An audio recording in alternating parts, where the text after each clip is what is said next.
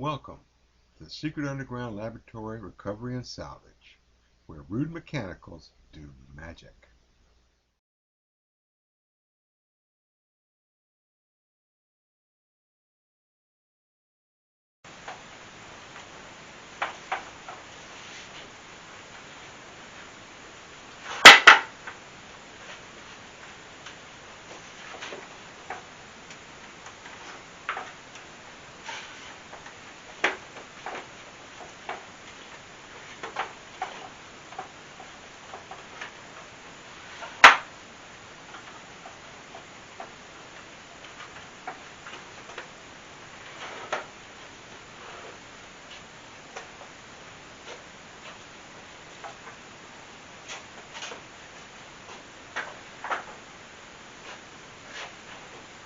Hello, I'm Bronze Age, Director of the Secret Underground Laboratory Recovery and Salvage, and today we're going to make a Salish loom and an easel for it to stand on.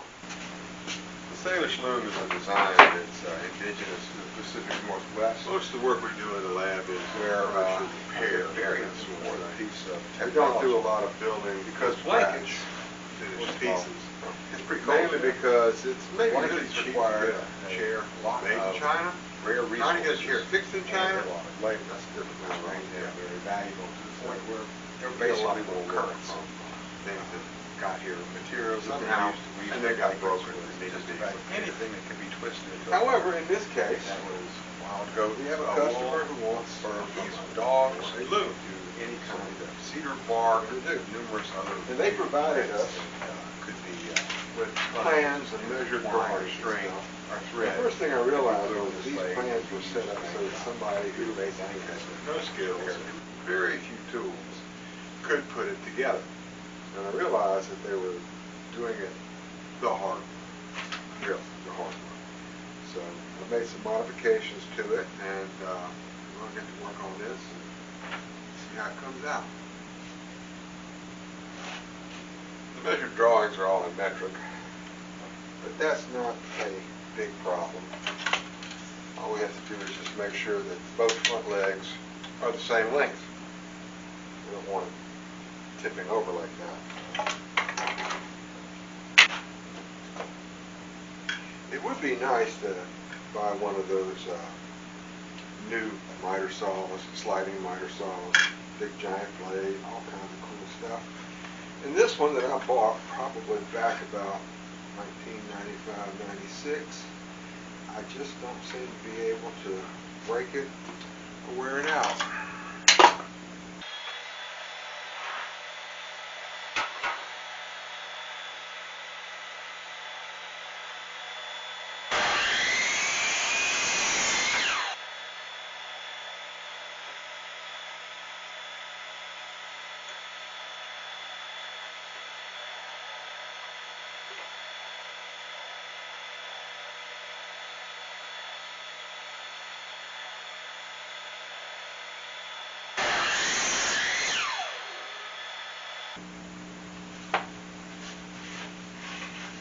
The most important design feature on this project is that the easel has to be adjustable for height.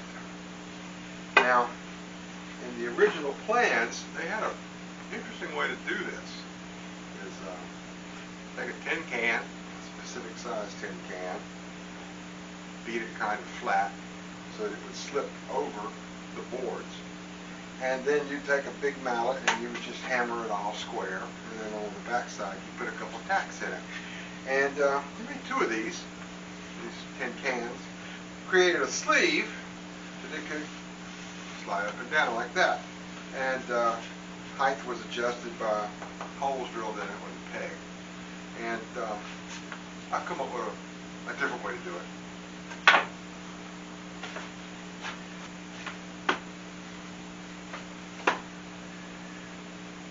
Instead of the pegs, I've got a slot in the lower leg,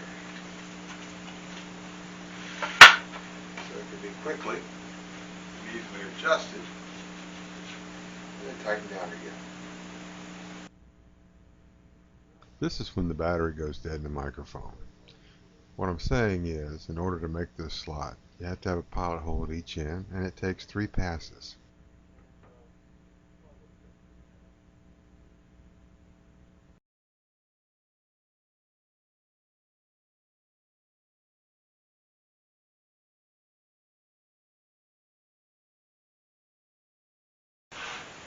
Now I've got most of the pieces cut out. We can see how this is all going to fit together.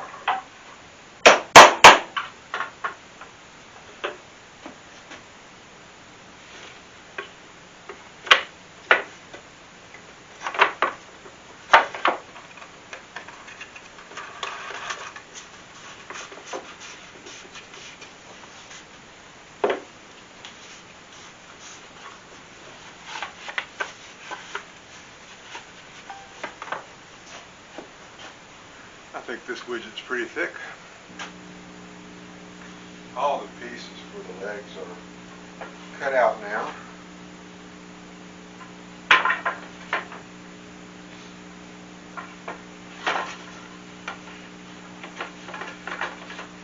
The locking knobs are cut on a piece of 1-inch yellow pine and covered up the T-nut on the plug, which when I cut it, I discovered it had powder post beetle holes in it, which adds character.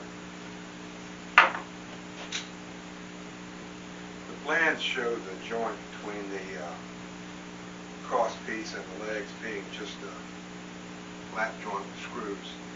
I'm going to put a shallow rabbet on the back brace just for a little extra rigidity.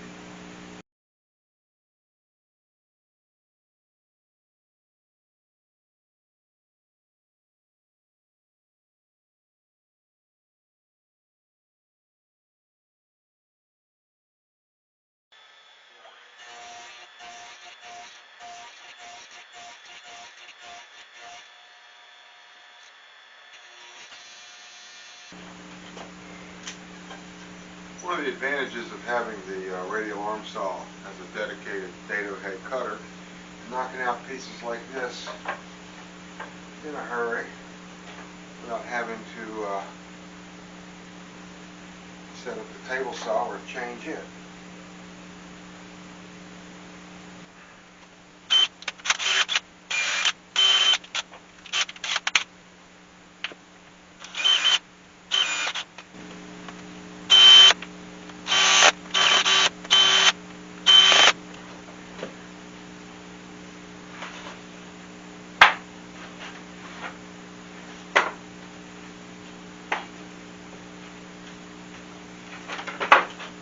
I think that looks pretty good. We're at the Packer Precision 12-speed drill press. I've got a 1/2-inch Forstner bit in here, and we're turning at 1800 RPM. The side rails of the Loom have to have holes drilled in them because the fabric or the cloth or whatever it is supported on these oak wooden dowels. And drilling a hole through piece of wood that a dowel will go through is usually not that big a deal. Sometimes it's a little stiff, but it's a much bigger deal when you got to do 2 of them that are more than 2 feet apart. You have to line up really well.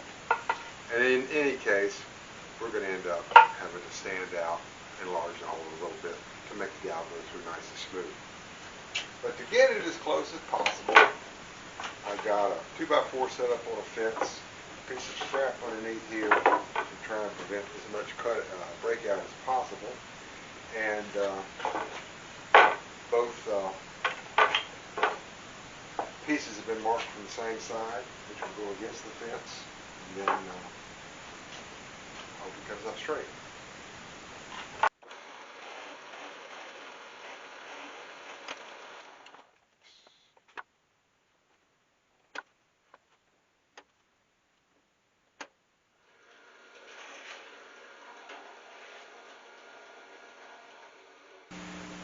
All 4 corners are held in place with these square blocks. I've got a liberal dose of glue on the lap joints, and then a couple of number 8 screws kind of hold it all together. Now the frame's ready for the final assembly, and then on to some detail work. The easel's finished up with a simple piece of nylon rope to keep it from going splay legged. I've got the rope tied with a good old-fashioned Boy Scout taut line hitch.